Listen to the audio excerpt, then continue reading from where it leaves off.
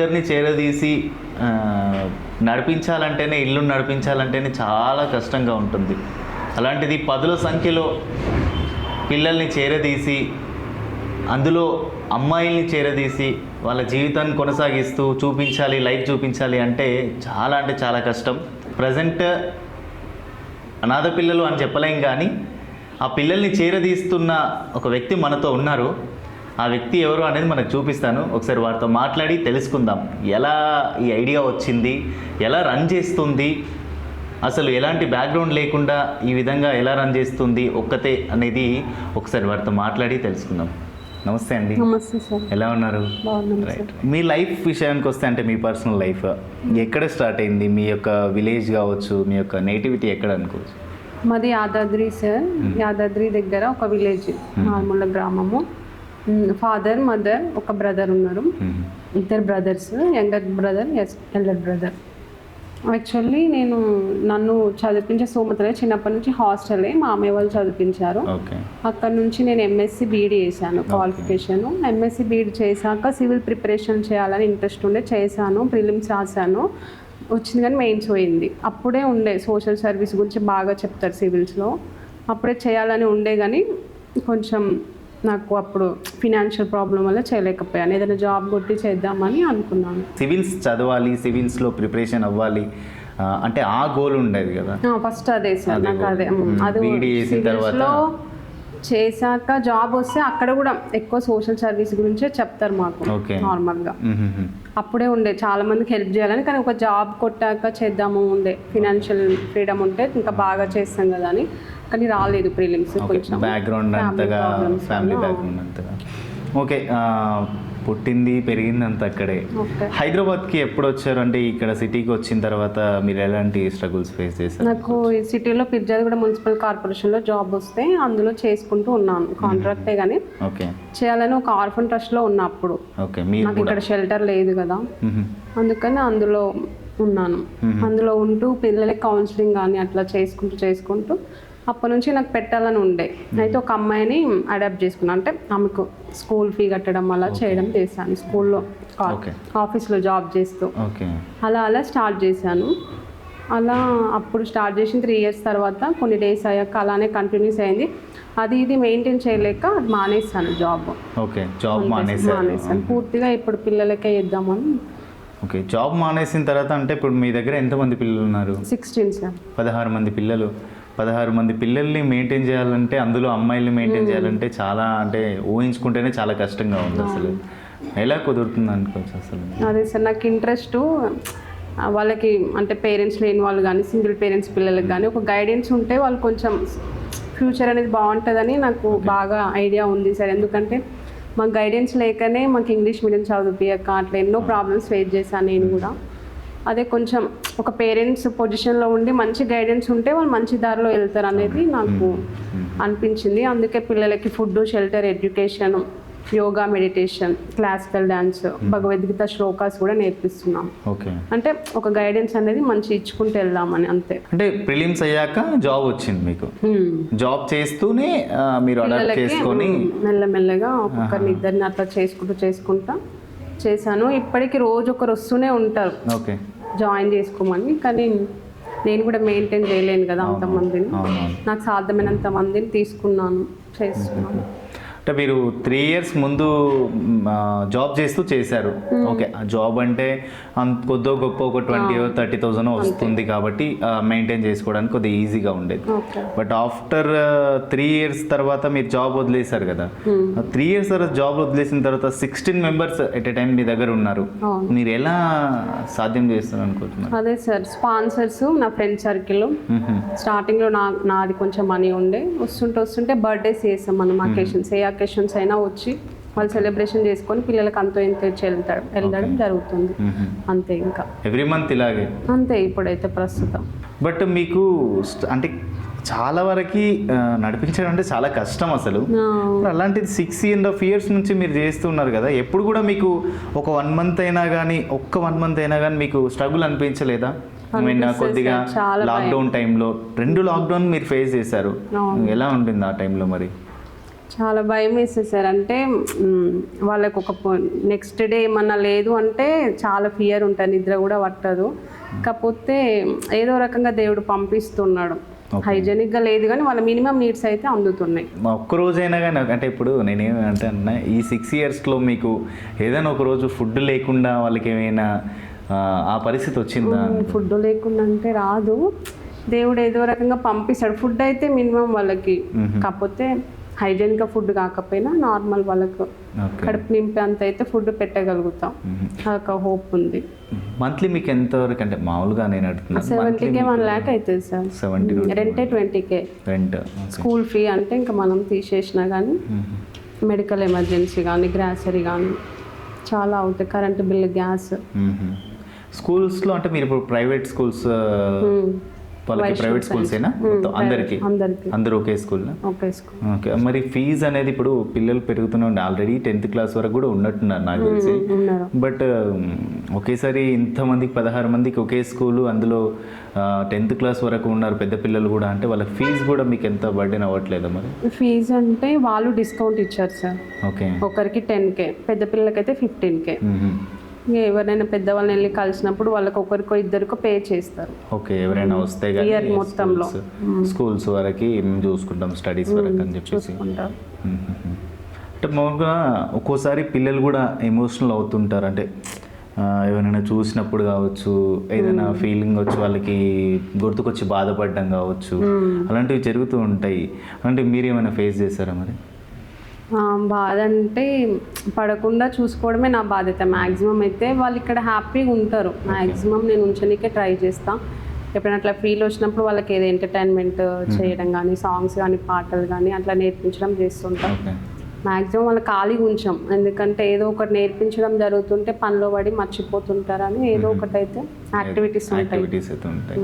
Okay. మీకు near by కావచ్చు supporting అని? చాలా కాలనీ వాళ్ళు చాలా సపోర్టింగ్. ఎందుకంటే మీరు ఒంటరిగా ఉంటారు, ఒంటరి మహిళ కాబట్టి ఇంత 2 floors మెయింటైన్ చేసుకుంటూ, అందులో ఆడపిల్లలు చిన్న వాళ్ళ నుంచి పెద్దవాళ్ళకు వరకు ఉన్నారు కదా, వాళ్ళని చూసుకోవాలంటే ఒక్కరి నుంచి అన్ని విధాలుగా చూసుకోవాలంటే చాలా కష్టంగానే ఉంటుంది కదా. కాలనీ వాళ్ళు ఉన్నారు సార్, 2-3 అయితే ఈరోజు పిలుద్దాం అనుకున్నా, ఓకే, కానీ కుదరలేదు. కాలనీ వాళ్ళు ఇక్కడ అంతా మనకు హెల్ప్ చేస్తారు. ఎమర్జెన్సీ ఏదన్నా కావాలి అంటే ఇచ్చి వెళ్ళడం, పిల్లలతో స్పెండ్ చేస్తారు. కొందరు అయితే వాళ్ళకి డిప్రెషన్లో ఉన్నప్పుడు ఇక్కడికి వచ్చి పిల్లలతో స్పెండ్ చేసి వెళ్తారు.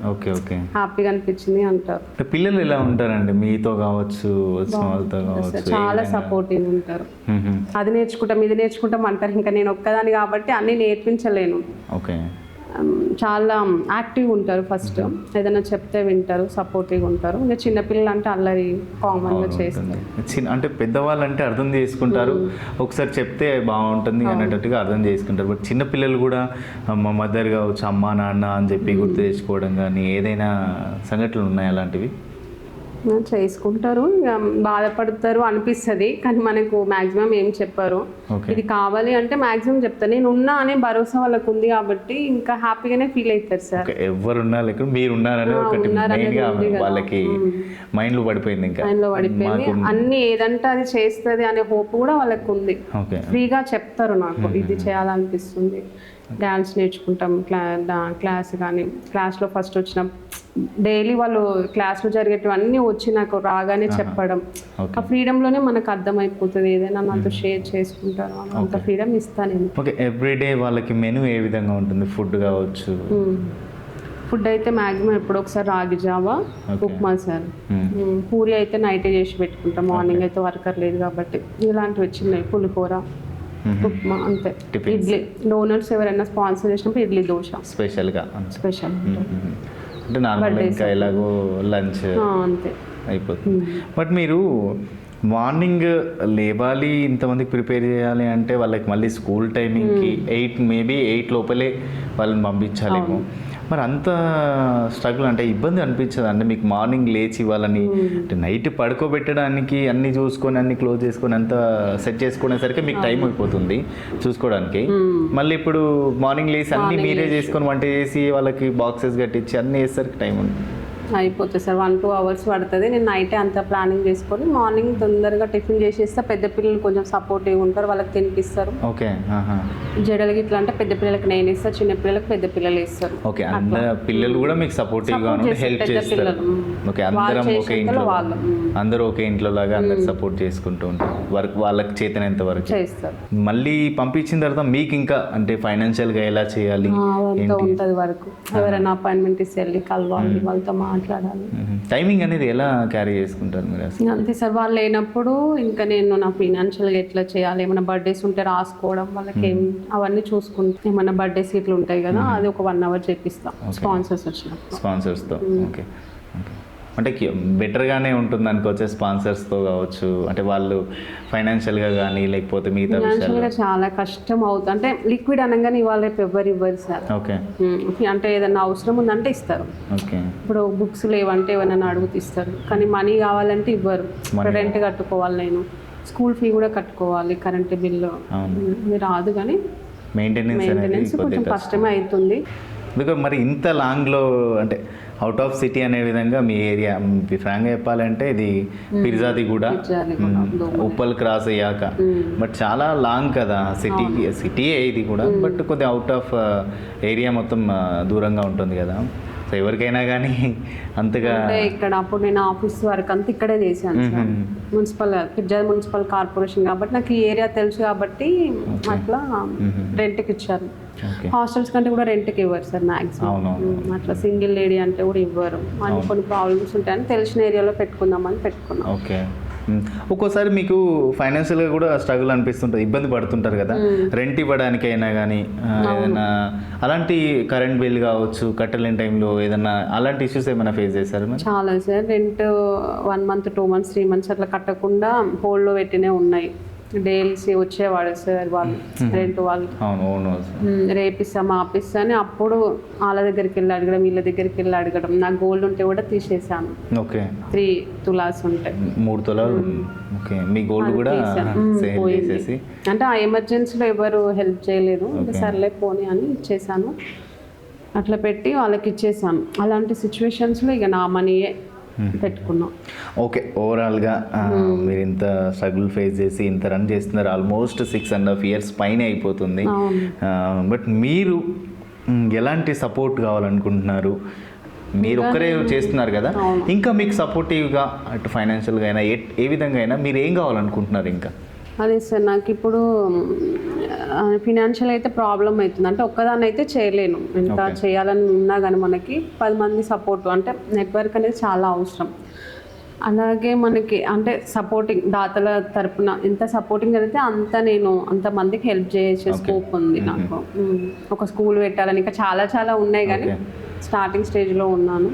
ఎవరైనా ముందుకు వస్తే ఇంకా మంచిగా. నాకంటూ ఏం లేదు ప్రస్తుతం అయితే, లుక్ లైక్ ఆర్ఫన్ లాగానే, కాబట్టి నాకు మొత్తం దీనికే అంకితం అనుకుంటున్నాను. కాబట్టి నేను ఇంకా చాలా మందికి హెల్ప్ చేస్తాను. ఓకే, మొత్తానికైతే 16 మెంబర్స్ని మీరు పోషిస్తున్నారు ఒక్కరే, ఎలాంటి జాబ్ లేకుండా ఏం లేకుండా. జాబ్ ఉన్నా కానీ మీరు వదిలేశారు. So moral support, financial support కావాల్సిందే ఇప్పుడు ఎలాగో.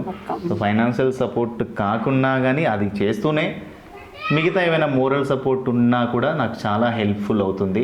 ఎందుకు అంటే ఒక్కరే ఏదైనా చేయగలుగుతారు చేయడానికి, బట్ డబ్బు ఉంటేనే ఏదైనా సాధ్యం అనే రోజుల్లో మనం ఉన్నాం.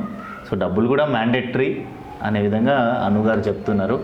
సో ఎవరైనా మీకు నచ్చి ఓకే మాకు ఆ పిల్లలతో ఉండాలి, పిల్లలతో కలిసి కాసేపు ఎంజాయ్ చేయాలి, ఫ్యామిలీతో గడిపినట్టు ఉండాలి అనుకున్న వాళ్ళు కావచ్చు, లేదా మీకు ఏదైనా తోటి మనుషుల సహాయం చేయాలనుకున్న వాళ్ళు కావచ్చు, అది ఫైనాన్షియల్గా కావచ్చు, గ్రాసరీస్ విషయంలో కావచ్చు.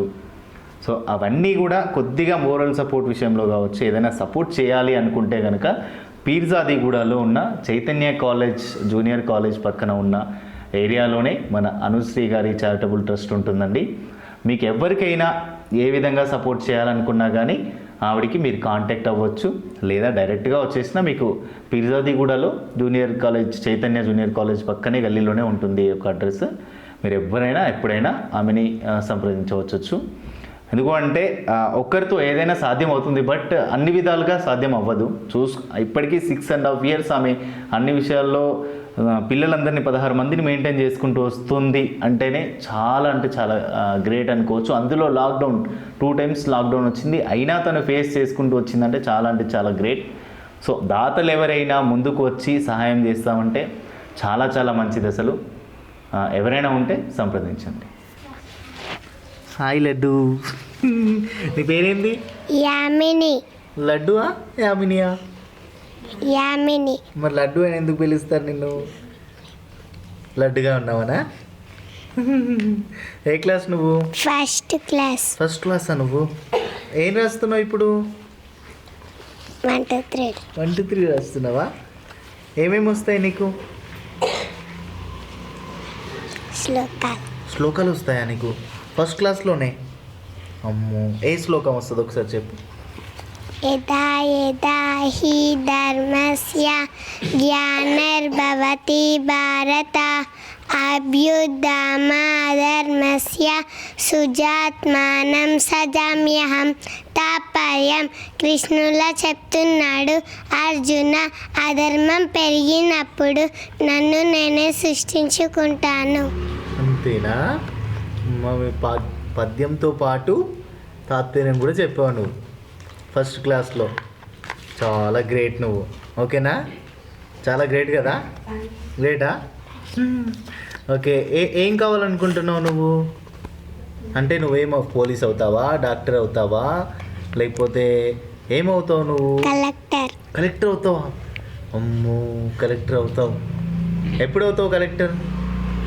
పెద్దగా ఇంకా అవుతావా? కలెక్టర్ ఏం చేస్తావు చెప్పు? ఏం చేస్తావు కలెక్టర్ అయ్యి? అందరికీ మంచిగా చూసుకుంటా. ఓకేనా? అందరికీ మంచిగా చూసుకోవాలి కలెక్టర్ అయ్యి. ఓకేనా? ఓకే. ఇంకా ఏమేమి వచ్చు నీకు? డ్యాన్స్ వచ్చా? పాటలు వచ్చా? ఏమొచ్చు నీకు? అమ్మ పాడే జోల పాట అమృతాన్ని కన్న తీయదంట. అమ్మ అమ్మ పాడే లాలి పాట తెలుగుని పాలెదురంట. నిండు జావిలి చూపించి 2 బుగ్గలు గిల్లేసి, నిండు జావిలి చూపించి 2 బుగ్గలు గిల్లేసి, ఊపిరి కోసం నూరల్న నిండు జీవేన అమ్మ అమ్మ పాడే. Okay, good, very good, nice. చాలా బాగా పాడినావు తెలుసా నువ్వు. నాకు కూడా రాదు అసలు. నా గొంతు చూసిన ఎంత గట్టిగా ఉంది. ఇది చాలా స్వీట్గా ఉంది. ఓకే, నువ్వు కలెక్టర్తో పాటు సింగర్ కూడా అవుతావు తెలుసా. శ్లోకాలు బాగా పాడావు, మళ్ళీ సాంగ్స్ కూడా పాడావు. ఓకేనా? మీకు ఎలా ఎలా ఎలా ఆమె ఎవరు? ఆమె ఎవరు? మేడమా? ఏం చెప్తుంది మీకు? చదువు నేర్పిస్తుందా? ఇంకా చదువుతో పాటు ఏం నేర్పిస్తుంది? ఏమేమి నేర్పిస్తుంది మీకు? నీకు డాన్స్ కూడా వస్తుందా? ఏం డ్యాన్స్ చేస్తావు? క్లాసికల్ డ్యాన్స్ చేస్తావా నువ్వు? చేస్తావా? హాయ్ రా. హాయ్ నీ పేరు? శిల్ప. అట్నే ఉన్నావు. ఏ క్లాస్ నువ్వు? 9th class. ఓకే. ఎక్కడ మీ ఊరు? ఎక్కడ? యాదాద్రి. 9th class. ఓకే. ఏ స్కూల్ మీది? Vaishnav science school. అంటే స్కూల్కి వెళ్తావు రెగ్యులర్గా, చదువుకుంటావు. ఓకే. అంటే ఇప్పుడు నెక్స్ట్ 10th. స్కూల్ టాపరా? కాదా? క్లాస్ టాపరా? క్లాస్ టాపర్ అంటే నెక్స్ట్ స్కూల్ టాపర్ కూడా. ఓకే. ఆమె ఎవరు? మీ మేడమా? మరి ఎలా చూసుకుంటుంది మీ మేడం మిమ్మల్ని? బాగా చూసుకుంటుంది. బాగానే అంటే కాదు, ఏమేమి చూసుకుంటా చెప్పాలి కదా. అన్ని ఫెసిలిటీస్ చూసుకుంటుంది మాకు. ఇంకా అందరినీ మంచిగా చూసుకుంటుంది. ఓకే. ఇంకా ఫ్రెండ్లీగా ఉంటుంది మాతో. ఓకే. ఎప్పుడైనా కోప్పడిందా? అప్పుడు ఒక్కొక్కసారి అంతే. అవునా? అంటే ఏమని కోప్పడింది ఒక్కోసారి అయినా కానీ? అంటే మమ్మల్ని కాదు, చిన్నపిల్లలు ఏదైనా చేస్తే. ఓకే. నీ పైన ఎప్పుడైనా కోప్పడిందా? అస్సలు. ఓకే. ఇంకా నువ్వు ఎట్లా ఉంటావు పిల్లలతో?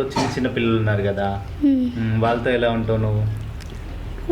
వాళ్ళని చూసుకుంటాం మేము. అంటే వాళ్ళకు ఏదైనా హెల్ప్ కావాలన్నా, ఏదైనా రోజు స్కూల్కి వెళ్ళేటప్పుడు వాళ్ళని రెడీ చేయాలన్నా మేము రెడీ చేస్తావు నువ్వు? ఓకే. తినిపిస్తావా పిల్లలకి నువ్వు కూడా? పిల్లలకి అంటున్నావా లేకపోతే తినిపిస్తావా? తినిపిస్తా అప్పుడప్పుడు. ఓకే. మేడం కోప్పడిపోయినా నువ్వు కూడా కోప్పడేటట్టే ఉన్నావు. ఇప్పుడు నవ్వుతున్నావు కానీ కోప్పడుతుందా మీ పైన? మీ పైన కోప్పడుతుందా? అస్సలు కోప్పడదా?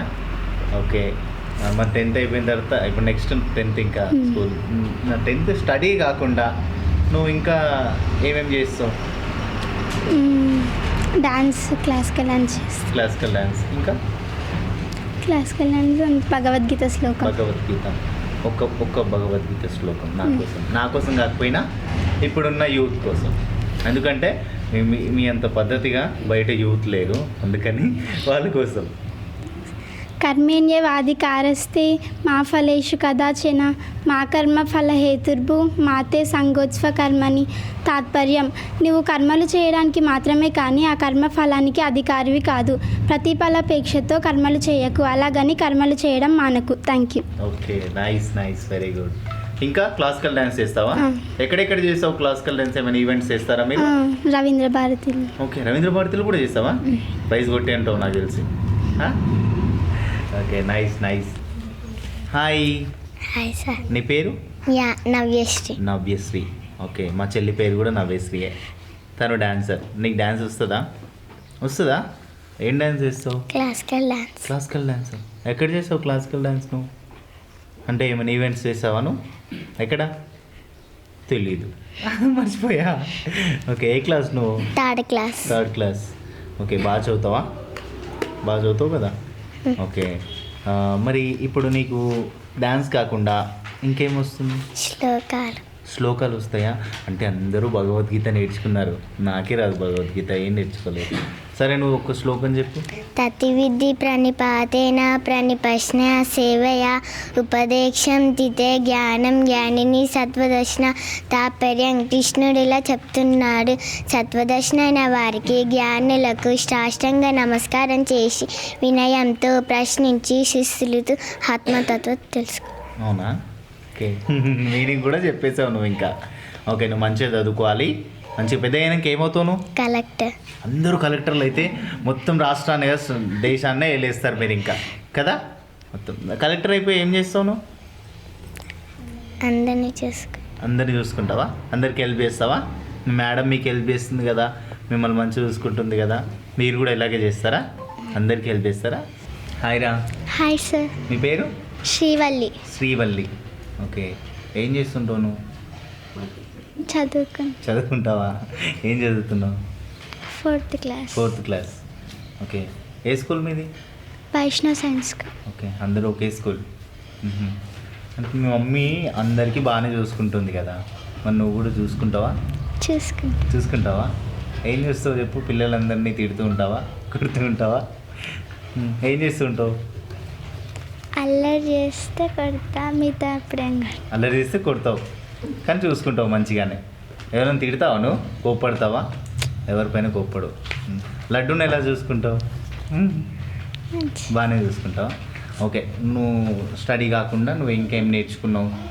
క్లాసికల్ డాన్స్ పర్ఫెక్ట్ నేర్చుకున్నావా? చేస్తావా నువ్వు? ఓకే, ఇప్పుడు చేస్తా అన్నట్టు కాదు, చేపిస్తాను, ఇంకా చేయాలి కూడా. ఓకేనా? ఓకే, ఇంకా ఏం నేర్చుకున్నావు? శ్లోకాస్. ఇంకా శ్రీవల్లి పేరు పెట్టుకున్నావు, శ్రీవల్లి సాంగ్ రాదా అసలు నీకు? పాడడానికి రాదా? వస్తుంది కదా. ఓకే, శ్లోకం, శ్రీవల్లి సాంగ్, ఇవన్నీ మనకు వేస్ట్. ఇవన్నీ మనకు శ్లోకాలు ఇంపార్టెంట్, ఎందుకంటే పద్ధతిగా ఉండాలి కాబట్టి. ఓకే, శ్లోకం పాడు. శ్రద్ధావాన్ లభతే జ్ఞానం తత్పరః సంయతేంద్రియః జ్ఞానం లబ్ధ్వా పరాం శాంతి మచిరేణ ధిరచ్చతి.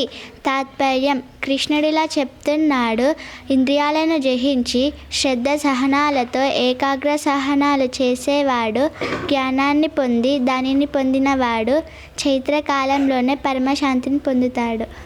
Nice, very good. అంటే చాలా పెద్ద పద్యం పాడావు, పెద్ద తాత్పర్యం కూడా చెప్పావు అసలు. ఓకే, నీ దగ్గర చాలా పెద్ద తెలివి ఉంది. పెద్దగా అయ్యాక నువ్వేమవుతాం అనుకున్నావు? అందరిలాగే కలెక్టర్ అవుతావా? నువ్వు కూడా కలెక్టర్ అయిపోతావా? అంటే మీ మమ్మీ సివిల్స్కి ప్రిపేర్ అయింది కాబట్టి మీ అందరినీ కూడా సివిల్స్కి ప్రిపేర్ చేస్తుంది అనుకుంటా నాకు తెలిసి. అందరినీ కలెక్టర్లు చేస్తుంది అనుకుంటా నాకు తెలిసి. అందరు కలెక్టర్లు అయిపోతారా? అందరు కలెక్టర్లు అవుతారా? ఓ తలడూపుతున్నారు. ఇంకా అవుతారు, ఖచ్చితంగా అవుతారు. లేండి.